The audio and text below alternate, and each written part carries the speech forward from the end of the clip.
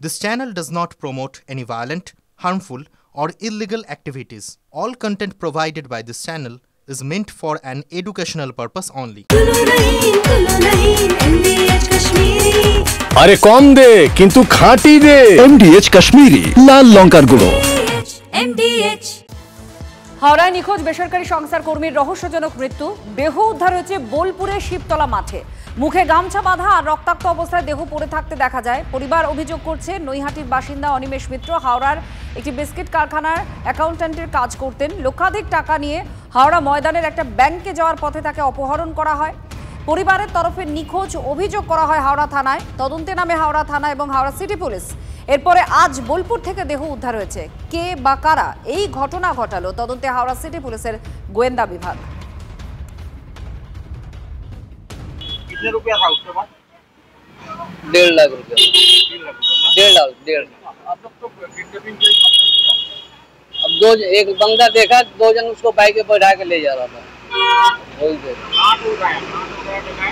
ये पता नहीं, वो लोग वो बंदा कहाँ टूट रहा है उधरने के लिए देखा है? वो देखा काजीपाड़ा मोड़ पे। আসানসোলে যাওয়ার পথে দুর্গাপুরে শুভেন্দু অধিকারীকে কালো পতাকা দেখানো হলো আর দেওয়া হলো গো ব্যাক স্লোগান। অভিযোগ উঠছে তৃণমূল এগুলো করেছে।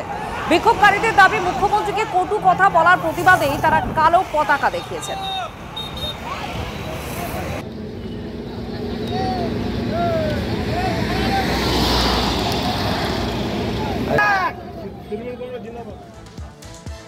বিজেপির পশ্চিমবঙ্গ দিবস উদযাপন। আসানসোলে পদযাত্রায় শুভেন্দু অধিকারীর পদযাত্রা আসানসোলে।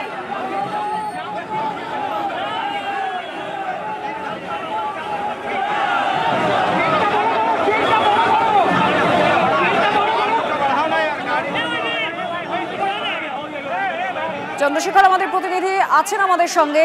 চন্দ্রশেখর, আমরা দেখতেও পাচ্ছি যে শুভেন্দু অধিকারী হাঁটছেন, তো আপাতত ছবি কি? কারণ এই নিয়ে অনেক রাজনৈতিক জলঘোলা হয় এই দিবসকে কেন্দ্র করে। একই সঙ্গে অনেক অভিযোগ উঠে এসেছে শাসকের তরফ থেকেও।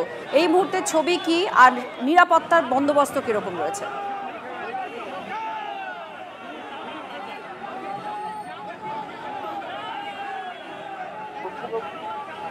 আপনারা দেখতে পাচ্ছেন বিজেপির পশ্চিমবঙ্গ দিবস উদযাপন, আর সেই উদযাপন উপলক্ষেই রাজ্যের বিরোধী দলনেতা শুভেন্দু অধিকারী আসানসোলে।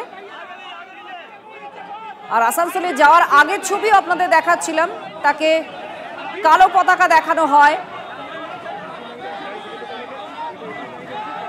বিজেপির তরফ থেকে অভিযোগ করা হয় যারা কালো পতাকা দেখায় তারা তৃণমূল কংগ্রেসের, আর যারা বিক্ষোভকারী তারা দাবি করতে থাকেন মুখ্যমন্ত্রীকে কটু কথা বলেছেন বলেই তারা কালো পতাকা দেখাচ্ছেন। আর এই মুহূর্তে যে ছবি আপনারা দেখতে পাচ্ছেন আসানসোলে শুভেন্দু অধিকারীর পদযাত্রা, সেটা বিজেপির পশ্চিমবঙ্গ দিবস উদযাপন। সেই উদযাপন উপলক্ষেই এই পদযাত্রা হচ্ছে।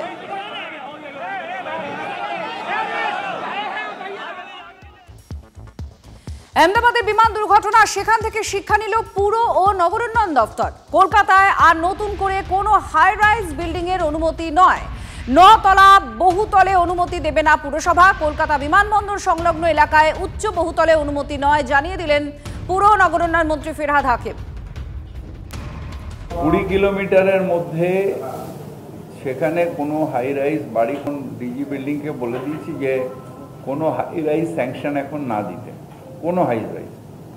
আমাদের এখনো ওটা আসেনি, আসুক, আসলে আমরা দেখে নিয়ে সেই বেসিসে ব্যবস্থা নেব। বড় হাই রাইজের ক্ষেত্রে অনেক সময় মিউনিসিপ্যালিটি দেয় না, সেগুলো পাঠিয়ে দেয় কেএমডিএকে। কেএমডিকেও বলা আছে। আর হাই রাইজ বিল্ডিং এখন দিও না যতক্ষণ ওইটাকে আমরা বিশ্লেষণ করি যে কি করেছে না করছে, বিশ্লেষণ। 25.5 মিটার তার উপরে এখন দিচ্ছি না। G+8 8 তলা পর্যন্ত দেবে, তার উপরে এখন আর দেওয়া মানা। কারণ ভাঙাভাঙির মধ্যে বুলডোজার বাবা তো আমরা নই, সুতরাং আমাদের তো ভাঙাভাঙির মধ্যে আমি যাই না। কারণ পারমিশন তো ওনারাই দিয়েছেন, নাহলে তো বড় বিল্ডিং এয়ারপোর্টের পাশে হয় না। যদি MDH কিচেন কিং কিচেনে থাকি তো আমরা যা ইচ্ছে তৈরি করতে পারি। বেগুনের ভর্তা, আলু কপি, ভিন্ডি মশলা, আরো অনেক কিছু। MDH